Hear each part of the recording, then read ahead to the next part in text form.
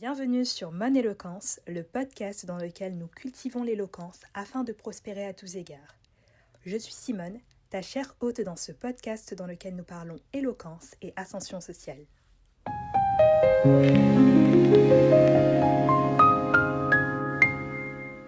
2 mois et demi durant lesquels je n'ai publié ni en podcast ni sur les autres réseaux sociaux. Je tiens à vous faire une mise à jour de ma vie professionnelle. Alors j'ai démarré une nouvelle activité. Une activité très prenante et que je suis très contente en tout cas d'avoir démarré. Et il était pour moi nécessaire d'y consacrer vraiment mon temps. J'ai pensé que je pouvais allier cette activité avec mon éloquence. J'ai vraiment pensé que les heures durant lesquelles je ne serais pas dans cette activité-là, je pouvais en tout cas avancer dans mon éloquence. Les premiers jours, ça semblait aller. Puis j'ai tout simplement pris la décision de me consacrer davantage à cette seconde activité. Ça faisait très longtemps que je n'avais pas eu ce type d'activité-là. Et j'étais très contente en tout cas de retourner au bureau. Parce que ça faisait comme plus d'1 an et demi que je n'y étais pas retournée. Seulement, il est bien évidemment pour moi hors des questions de mettre mon éloquence de côté. À un moment, j'ai eu l'impression de trahir mon éloquence. J'ai eu l'impression de trahir mon éloquence pour la simple et bonne raison que cette activité avait pris beaucoup trop de place. Du moins la place que je lui avais donnée. Je ne suis pas en train d'exprimer un quelconque regret ou de me dire que je me suis trop impliquée à un endroit au détriment d'un autre. C'était voulu, c'était choisi et c'était calculé. Seulement, comme je l'ai dit si bien, mon éloquence me suivra éternellement. Sous différentes formes probablement, mais cette œuvre me suivra au minimum jusqu'à mon départ de cette terre. Si je dis ça, c'est simplement parce que je fais la distinction entre mon éloquence et Simone, mais je sais que Simone ne cessera pas de parler, ne cessera pas de s'exprimer, et même le jour où le mutisme voudra l'attraper, elle aura toujours ses mains pour écrire. Ainsi, mon éloquence, c'est vraiment quelque chose qui me tient à cœur, même si ça m'a l'air un peu bateau, mais en tout cas qui me suivra éternellement. Je prendrai peut-être des pauses, même si je ne souhaite pas forcément, prendrai peut-être des pauses, mais quoi qu'il arrive, on rebondira. Le nom évoluera, changera peut-être, je ne sais pas encore, mais je sais juste que ça me suivra éternellement. Le 1er avril de cette année, de ce mois, j'ai reçu un appel d'une personne qui souhaite m'accompagner dans ce projet. Et un sentiment vraiment très positif a saisi mon cœur à l'issue de cet appel-là. Ce fut pour moi un rappel pour réactiver cette activité. Aller à mon rythme, certes, mais pas à pas de mouche non plus.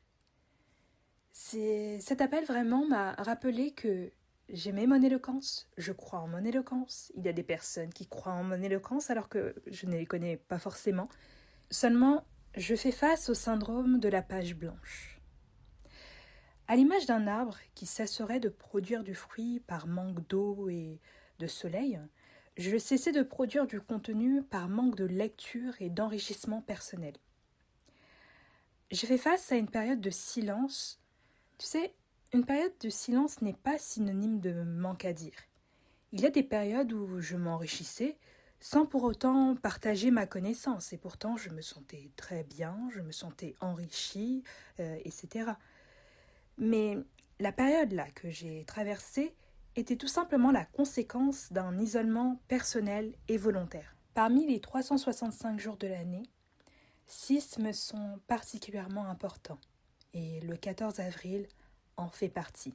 Il y a plus de 2 décennies maintenant, je voyais le jour. Ou la nuit, car je suis née assez tôt. L'an dernier, à cette même date, j'enclenchais la première étape d'une reconversion professionnelle, au travers d'un stage auprès de jeunes enfants.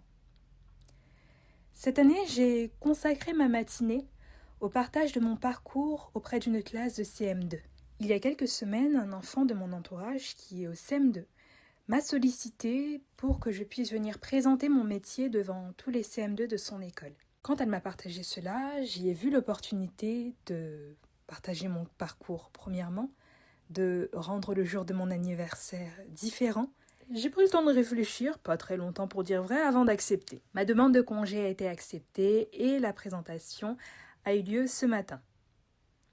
Alors je suis arrivée, beaucoup de CM2 qui étaient ravis de me voir. J'ai commencé par leur raconter mon parcours, en commençant par le baccalauréat, celui que j'ai obtenu, en leur expliquant également ce qu'est devenu ce baccalauréat-là, car il s'est transformé en quelque sorte.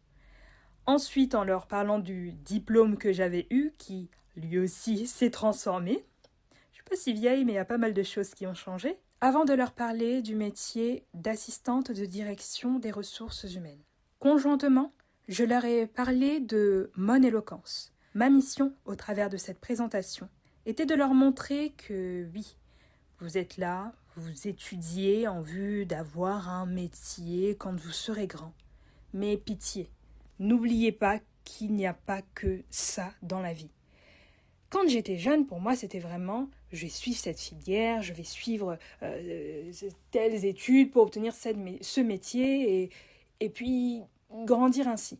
Alors, je savais pertinemment, et ceux qui ont été jeunes avec moi le savent, qu'il était pour moi impossible de faire un métier pour toute ma vie. Impossible. Je n'avais pas toute la connaissance que j'ai aujourd'hui, je n'avais pas tous les parcours que j'ai aujourd'hui, car aujourd'hui on voit bon nombre de parcours de personnes qui font énormément de choses en même temps, mais je savais qu'il était pour moi impossible de faire qu'une seule chose. Ainsi, j'ai parfois eu du mal à m'orienter, simplement parce que pour moi il était pas possible de faire qu'une seule chose. Et je voulais leur montrer que oui, là je fais telle chose, mais à côté j'ai ça. Et je souhaite faire grandir mon éloquence de sorte à ce que ça puisse remplacer ma deuxième activité, parce que mon éloquence, je considère que c'est ma première activité, et ce même si c'est pas l'activité où je consacre le plus de temps en cette saison de ma vie. Il était pour moi important qu'ils comprennent que il est possible d'avoir plusieurs casquettes et ils ne sont pas obligés d'aller se garer dans un seul métier, dans une seule activité, etc. Et je pense que j'aurais aimé entendre ça quand j'étais plus jeune, car cela m'aurait évité un certain stress. Au travers de cet épisode, je grave cette date dans l'histoire de mon éloquence. Je souhaite un joyeux anniversaire, mais surtout une vie qui sert, une vie qui compte, une vie comblée d'amour et la prospérité à tous égards à Simone. Fun fact, c'est également l'anniversaire des jumelles de mon entourage qui m'ont invité à venir parler de mon métier devant leur classe de CM2, donc heureux anniversaire à elles également. Heureux anniversaire également à toutes les personnes nées le 14 avril. Cette date est si précieuse pour moi que quand j'entends qu'une personne est née ce jour-là, pour moi, on a directement un point en commun. En tout cas, ça déclenche quelque chose dans mon cœur. Ce n'est pas parce qu'il s'agit d'un épisode hommage ou un épisode de retour que tu ne repartiras pas avec un exercice. Cet exercice que je te pose sera que très peu en lien avec l'art oratoire peut-être, mais c'est vraiment de marquer le coup à ton anniversaire. Ton anniversaire est peut-être déjà passé, mais tu en auras un l'année prochaine. Peut-être qu'il arrive, cherche à marquer cet événement-là. Pour ma part, je l'ai marqué en rendant cette journée différente, car ce n'est pas tous les jours que je vais présenter mon métier à des CM2. Je l'ai marqué en créant cet épisode de podcast. Je l'ai marqué également en prenant un temps de méditation différent des autres. Pour ta part, je t'invite à le marquer à ta manière. Fais quelque chose, ok ? Tu peux aller à un endroit, voyager, voir des proches, visiter des proches, faire l'aumône. Fais quelque chose le jour de ton anniversaire, marque le coup. Et puis voilà tout. Peace.